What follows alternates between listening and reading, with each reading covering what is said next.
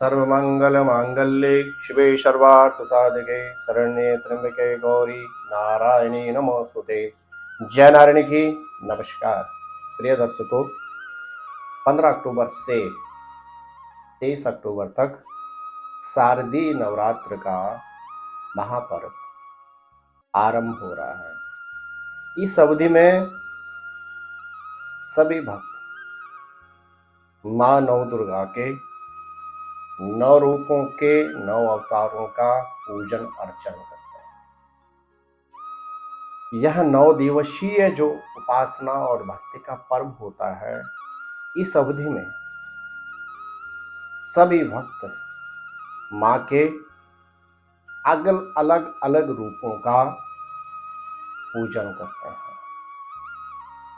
हर दिन मां के एक अलग रूप का पूजन होता है।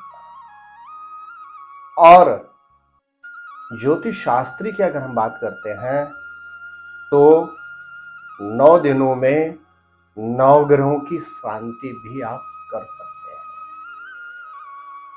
यदि आपकी दैत्य लगन की पत्रिका है, आपकी पत्रिका में सूर्य, चंद्र, मंगल या बृहस्पति अनिष्टकारी हैं, तो किस दिन हम उस ग्रह के निमित्त पूजन करें। साथ ही साथ उस दिन हम मां के किस रूप के अवतार के साथ उक्त ग्रह का पूजन करें। साथ ही साथ यह वीडियो इसलिए भी महत्वपूर्ण है कि नित्य आप मां के किस अवतार में किस वस्तु से पूजन करें, किस पुष्प को अर्पण करें और साथ ही साथ किस वस्तु का भोग लगाएं। प्रिय दर्शकों, शास्त्र कहता है शशि सूर्य गजारूढ़ शनि भौमे तुरंगमे गुरो शुक्रश दलोर्याम बुधे नौका प्रकीर्तिता। अर्थात मां का वार के हिसाब से आगमन होता है।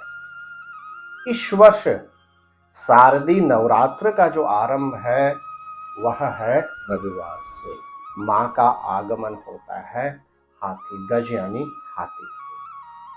और शास्त्र ये कहता है कि गज यानी हाथी से मां का आगमन हर तरह से सुख और समृद्धि का कारक होता है। हाथी माता लक्ष्मी का भी वाहन है। इस वर्ष के नवरात्र विशेष योग कारक रहेंगे, क्योंकि इस वर्ष पुरुषोत्तम मास और नवरात्रों से एक दिन पूर्व आश्विन अमावस्या के दिन, जिस दिन सर्वपितृ अमावस्या है, उस दिन सूर्य ग्रहण भी है। और नवरात्रों के पश्चात शरद पूर्णिमा के दिन चंद्र ग्रहण की घटना भी घटित हुई। इसलिए इस साल के नवरात्र बहुत ही महत्वपूर्ण है।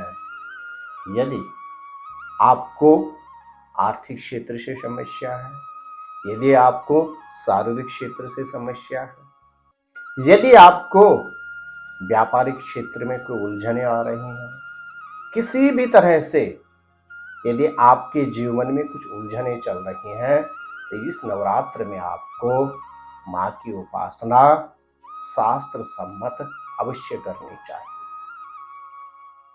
अब बात करते हैं महत्वपूर्ण आज के मूल विषय पर। जी हां, आज का महत्वपूर्ण विषय है जो आपके लिए बहुत ही उपयोगी है कि पहले दिन मां के, दूसरे दिन मां को किस पुष्प को अर्पण करें और किस वस्तु का भोग अर्पण करें। प्रिय दर्शकों, जय माता दी।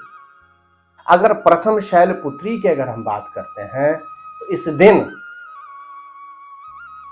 मां को लाल पुष्प अर्पण करने चाहिए। और इस दिन मां शैलपुत्री की पूजा से आपको चंद्र ग्रह की विशेष अनुकंप आशीर्वाद प्राप्त होगा। यदि आपकी पत्रिका में चंद्रमा प्रतिकूल है, यदि आपकी पत्रिका में चंद्रमा कष्टकारी है और चंद्रमा से रिलेटेड अगर आपको किसी भी तरह की समस्या हो रही है, तो प्रथम शैलपुत्री के साथ आपको चंद्र ग्रह का पूजन करना चाहिए और चंद्रमा से संबंधित वस्तुएं दान करनी चाहिए। इस दिन मां शैलपुत्री को रक्त पुष्प अर्पण करें, मां के पूजन में लाल फूल अर्पण करें और साथ ही साथ मां शैलपुत्री को घी से बनी वस्तु का भोग अर्पण करें। जय माता दी। प्रिय दर्शकों, बात करते हैं द्वितीय दिवस की। द्वितीय दिवस में आप जैसे सभी जानते हैं मां ब्रह्मचारिणी का पूजन किया जाता है। ज्योतिष शास्त्र कहता है कि ब्रह्मचारिणी पूजन के साथ यदि आप मंगल ग्रह की शांति भी करते हैं तो आपके जीवन में सुख समृद्धि का वास होता है। यदि आपको चंद्रमा से रिलेटेड किसी भी तरह की कोई समस्याएं हैं, यदि आपको मंगल ग्रह से संबंधित किसी भी तरह से कुछ उलझने आ रही हैं, तो आपको द्वितीय नवरात्रों में मंगल ग्रह की विशेष तौर से शांति करनी चाहिए। इस दिन सफेद पुष्प से मां का पूजन करें और साथ ही साथ शक्कर युक्त मिठाई से मां को भोग अर्पण करें। जय माता दी। प्रिय दर्शकों, बात करते हैं तृतीय दिवस की।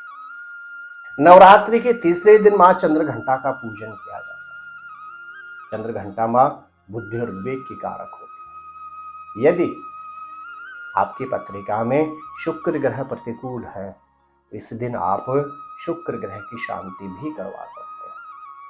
शुक्र ग्रह की शांति से, शुक्र ग्रह को समृद्धिकालीन बनाने से आपके जीवन में सुख समृद्धि और ऐश्वर्य का वास होगा। मां चंद्रघंटा का पूजन खासतौर से पीले गेंदे के पुष्पों से करनी चाहिए और मां को मक्खन या मक्खन से बने वस्तुओं का भोग अर्पण करना चाहिए। जय माता दी। प्रिय दर्शकों, बात करते हैं चतुर्थ दिवस की। चतुर्थ दिवस नवरात्र में मां कूष्मांडा का पूजन किया जाता है। शास्त्र कहता है इस दिन यदि आप बुध ग्रह का पूजन करते हैं, बुध ग्रह की शांति करते हैं, तो आपके जीवन में हर तरह से उन्नति की संभावना बढ़ती है। चतुर्थ दिवस मां कूष्मांडा के पूजन में आपको मां कूष्मांडा को मालपुए का भोग अवश्य अर्पण करना चाहिए और साथ ही साथ इस दिन आप कोशिश करें गुड़हल के पुष्पों से मां का पूजन करें, आपका कल्याण। प्रिय दर्शकों, पंचम दिवस स्कंद माता। इस दिन यदि आप मां स्कंद माता के साथ सूर्य ग्रह की शांति करते हैं या सूर्य ग्रह का पूजन करते हैं, तो आपको मां चंद्रघंटा के साथ सूर्य ग्रह की अनुकंप कृपा प्राप्त होती है। इस दिन आप मां को गुलाब के पुष्प और गुलाब में भी जो केसरिया पुष्प आता है गुलाब का, मां को अर्पण करें और साथ ही साथ कोशिश करें केले और खीर का मां को भोग अर्पण करें। जय माता दी। प्रिय दर्शकों, बात करते हैं छठे दिन। छठे दिन मां कात्यायनी का पूजन किया जाता है। इस दिन यदि आप बृहस्पति ग्रह की शांति करते हैं, साथ में बृहस्पति ग्रह के पूजन करते हैं, तो आपको मां कात्यायनी के साथ देवगुरु बृहस्पति का अनुकंप कृपा प्राप्त होती है। मां कात्यायनी को शहद का भोग विशेष रूप से अर्पण किया जाता है और इस दिन आप पीले गेंदे के पुष्प मां को अर्पण करें। प्रयास करें इस दिन पीले गेंदे के पुष्पों से ही मां कात्यायनी का पूजन करें। सप्तमम कालरात्रि। प्रिय दर्शकों, सप्तम दिवस मां कालरात्रि का पूजन किया जाता है और इस दिन मां कालरात्रि के साथ शनि ग्रह की शांति व्यक्ति अगर करता है, तो उसके जीवन में सुख समृद्धि और ऐश्वर्य का वास होता है। मां कालरात्रि को गुड़ या गुड़ से बने पुष्पों का भोग अर्पण किया जाता है। और इस दिन नीले कलर के शंख पुष्प से माँ कालरात्रि का घर पूजन हो तो माँ का विशेष कृपा प्राप्त होती है। प्रिय दर्शकों, बात करते हैं अष्टम दिवस माँ महागौरी पूजन की। इस दिन माँ महागौरी पूजन के साथ व्यक्ति यदि राहु ग्रह की शांति करता है तो व्यक्ति के जीवन में हर तरह से उन्नति और समृद्धि का वास होता है। माँ महागौरी को नारियल अथवा नारियल से बनी वस्तु का भोग अर्पण करना चाहिए और साथ ही साथ इस दिन माँ महागौरी को कोशिश करें किसका मोगरे के पुष्पों अर्पण करें या मोगरे के पुष्पों से माँ का पूजन अर्चन करें, आपको माँ की अनन्य कृपा प्राप्त होगी। प्रिय दर्शकों, बात करते हैं नवम दिवस। नवम दिवस माँ सिद्धिदात्री का पूजन। यदि आप इस दिन माँ सिद्धिदात्री पूजन के साथ केतु ग्रह की भी शांति करते हैं तो आपके